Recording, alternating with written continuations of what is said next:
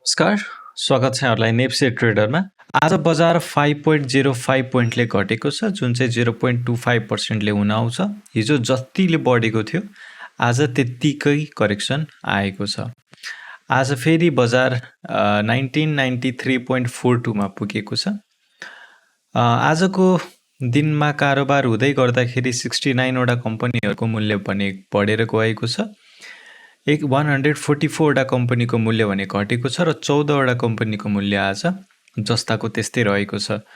Top गियरको कुरा गर्छौँ भने केबीएसएचले आज सर्किट हान्न सफल भएको छ। त्यस्तै GIBF1 ले पनि आज सर्किट हानेको छ, एउटा म्युचुअल फन्ड रहेको छ। त्यस्तै ALBSL 5.96 106% को वृद्धि छ यसमा।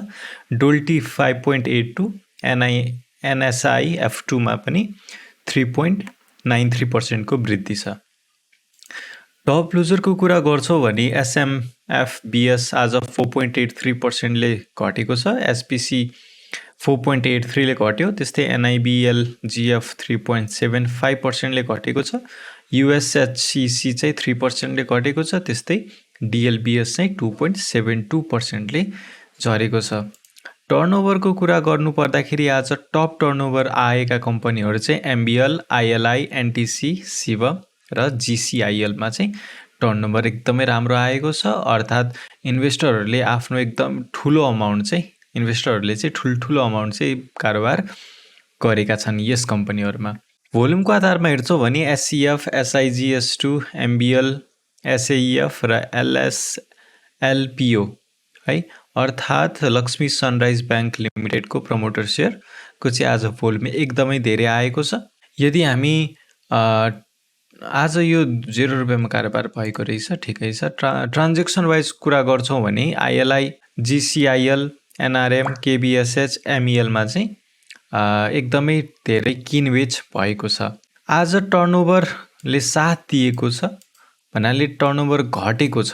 मैले किन साथ दिएको छ भनेको भन्दाखेरि मार्केटले मोमेन्टम देखाइरहेको छैन। हिजो पनि देखाएको थिएन, बढे तापनि मोमेन्टम थिएन। त्यसकारणले भोल्युम घट्नु राम्रै थियो हैन। आज घट्दै जाँदाखेरि भोल्युम एकदमै ड्राइप भएको छ है। जम्मा 86 करोडको चाहिँ आज टर्नओभर आएको छ। त्यसकारणले यो एउटा पोजिटिभ कुरा हुन सक्छ। 1-2 दिन यस्तै ड्राइप टर्नओभर आयो, भोल्युम थोरै आयो भने चाहिँ हाम्रो मार्केटले छिट्टै रिभर्स हुन सक्ने सम्भावना ज्यादै बढ्दै जान्छ है। ज्यादा अथवा धेरै सम्भावना हुँदै जान्छ। आज सेक्टरको कुरा गर्छौँ भने ब्याङ्किङ इन्डेक्स 0.17% ले घटेको छ। डेभलपमेन्ट ब्याङ्क 0.56 ले घट्यो। त्यस्तै finance 0.28, hotel and tourism 0.63, hydro power 0.55, investment 0.12, life insurance 0.45, manufacturing 0.60, micro finance 0.01, mutual fund भने 0.25, नन लाइफ 0.05, अदर इन्डेक्स 0.21 ले घटेको छ। ट्रेडिङ इन्डेक्स भने 0.02 ले बढेको छ। आज बढ्ने सेक्टरहरू चाहिँ इन्भेस्टमेन्ट सेक्टर बढेको छ, त्यसै गरी म्युचुअल फन्ड बढेको छ, नन लाइफ बढेको छ र त्यस्तै ट्रेडिङ इन्डेक्स भने सानो अङ्कले मात्र बढेको छ।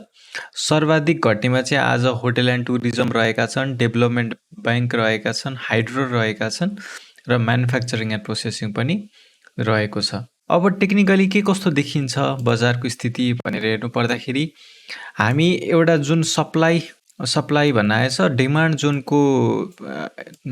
जोनमा छौँ। यो चाहिँ बजारले अहिलेसम्मलाई चाहिँ रेस्पेक्ट गरिरहेकै छ है। यो डिमान्ड जोनभन्दा तल पनि जान सकेको छैन, माथि पनि जान सकेको छैन। यसले चाहिँ हामीले केही दिन कुर्नै पर्ने देखिन्छ। अहिले किन्नु अथवा बेच्नु दुइटै मूर्खता हुन सक्छ। यदि ट्रेडिङको लागि तपाईले किनबेच गर्ने सोच्नु भएको छ भने अहिले चाहिँ मार्केटले आफूलाई निहालेर हेर्नुस् भनेर मौका दिएको। अहिले छ भने पनि छैन भने पनि, छ भने पनि होल्ड गर्नुस्, छैन भने पनि किन्नलाई होल्ड गर्नुस्। अहिले किन्ने अपर्च्युनिटी पनि नहुन सक्छ है। त्यस कारणले गर्दाखेरि चाहिँ अब यो डिमान्ड जोन एकदमै महत्त्वपूर्ण छ। मैले बारम्बार भन्दै आएको थिएँ। आज पनि केही नयाँ नौलो क्यान्डल त बनेको होइन, हिजोकै सरह बनेको हैन। त्यस कारणले गर्दाखेरि यो पोइन्ट भन्दा तल जान्छ भने चाहिँ हामीले सेल गर्दा पनि भयो अथवा किन्नको लागि अब तलतिरै किन्नको लागि भनेर रेडी भएर चाहिँ बस्नुपर्ने हुन्छ, घट्दै जाँदाखेरि चाहिँ किन्ने चाहिँ होइन।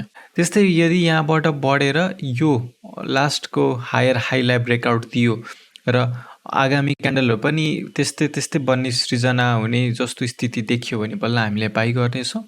अहिलेको लागि चाहिँ होल्डै गर्नुपर्ने, वाच एन्ड होल्ड गर्नुपर्ने देखिन्छ। अब यसो इन्डिकेटरहरूले को चाहिँ के कस्तो छ होइन, स्थिति इन्डिकेटरहरूले के इन्डिकेट गरिरहेको छ भनेर हेरौँ। एमएससिडीमा चाहिँ सेल सिग्नल जुन थियो त्यो चाहिँ कमजोर हुँदै गएको जनाउँछ। हिस्टोग्रामको यो घट्दै गएको कारणले गर्दाखेरि चाहिँ अब छिट्टै बाई सिग्नल आउने सम्भावना छ है भनेर एमएससिडीले हामीलाई इन्डिकेट गर्दैछ। त्यस्तै हामीले अर्को इन्डिकेटर आरएसआई अनुसार पनि हेर्छौँ भने चाहिँ आरएसआई पनि अहिले बेयरिस जोनमा त छ, तर यो अहिले स्टेबल भएको स्थितिमा छ। तल जाँदाखेरि के हुन्छ भन्दाखेरि मार्केटमा ठुल्ठुलो अङ्क आउने र रिभर्सल भन्नाले दुईटैको सम्भावना बढ्दै जान्छ। कि त रिभर्सल हुन सक्ने सम्भावना बढेर जान्छ अथवा घट्यो भने चाहिँ ठुल्ठुलै क्यान्डल फर्म हुने सम्भावना हुन्छ। तर यो 40 को हाराहारीतिर यसले टेवा टेकेको छ। यसले चाहिँ न्युट्रल जोन भन्दा पनि भयो। हामीले 40 को हाराहारीमा चाहिँ के हुन्छ भन्दाखेरि क्यान्डल सानोसानै बन्छ है, हामीले हेर्दै जान्छौँ भने सानो बन्छ र रिभर्सलको चान्सेस पनि अहिलेलाई खासै केही छैन भन्ने कुरा बुझिन्छ है। बरु के अझै यसरी बस्यो भने के हुन्छ, आरएसआई तल पुग्छ अनि बल्ल बढ्ने चान्सेस रहन्छ। आरएसआई अनुसार पनि अहिले कुनै इन्डिकेट दिइसकेको छैन, अब छिटै बुलै आउँछ भनेर चाहिँ भनिसकेको छैन। केही टाइमसम्म यसले साइडवेज लिन सक्ने सम्भावना छ है भनेर भन्दैछ। हामीले त्यस्तै गरी बोलिङ्गर ब्यान्ड लगाएर हेरौँ। बोलिङ्गर ब्यान्ड अनुसार पनि एउटा गुड न्युज चाहिँ के छ भन्दाखेरि यसको लोवर ब्यान्डमा क्यान्डलहरू फर्म भएकै छैन क्या। भएको भए चाहिँ एकदमै तीव्र गतिले तेजीले तल झर्ने सम्भावना हुन्थ्यो भने यसलाई नछोएको कारणले गर्दाखेरि चाहिँ अहिले साइडवेज पनि बस्छ भने ठिक छ। तल जाने सम्भावना कम हुँदै जान्छ र तलतिर क्यान्डल छुँदै यो लोवर ब्यान्डलाई छुँदै बनायो भने चाहिँ के हुने सम्भावना हुन्छ भन्दाखेरि लोवर ब्यान्डलाई घचेट्दै बजार चाहिँ तल जाने सम्भावना हुन्छ है। हामीले यो धेरै पटक देखिसक्यौँ होइन। जस्तो यहाँ पनि हेर्न सक्छौँ है, उक्लिन त खोजेको थियो तर पनि के भयो त भन्दाखेरि घटेकै छ र यस्तो टाइपको सृजना चाहिँ हुनबाट जोगिन्छ भन्न खोजेको है। यहाँ छोयो भने केही टाइमसम्म घचेट्दै तल जाने सम्भावना रहन्छ। त्यस कारणले जस्तो मैले यस्तो प्याटर्न भन्न खोजेको होइन। सो अहिलेलाई चाहिँ पोजिटिभ नै हुन सक्छौँ बोलिङ्गर ब्यान्डबाट। केही टाइमसम्म साइडवेजको अपेक्षा चाहिँ हामीले गर्न सक्छौँ, तर अहिले बजार चाहिँ एकदमै पोजिटिभ भइहाल्ने स्थिति केही पनि छैन। एनआरबीको चाहिँ न्युज आएको थियो यो जुन, सो लोनहरू के कसरी प्रवाह गर्ने बारेमा चाहिँ एनआरबीले नयाँ नोटिस निकालेको रहेछ। त्यसले पनि बजारलाई हिजो अलिकति फरक चाहिँ पारेको थियो, तर त्यो चाहिँ खासै लङ टर्मको हिसाबले चाहिँ होइन। यो चाहिँ मार्केटमा सानो रियाक्ट गर्नको लागि आएको न्युज जस्तो मात्र भयो। हस् त आजलाई यति नै। भिडियो कस्तो लाग्यो, मन परेमा लाइक गरिदिनु होला। केही सरसुझाव छ भने चाहिँ कमेन्टमा बताइदिनु होला र च्यानलमा नयाँ हुनुहुन्छ भने चाहिँ सब्सक्राइब गरेर यो सानो च्यानललाई साथ दिनु हुन अनुरोध गरेँ मैले। भोलिको दिनमा फेरि नयाँ भिडियोमा भेट्ने नै छौँ। हस् त आजलाई यति नै। धन्यवाद।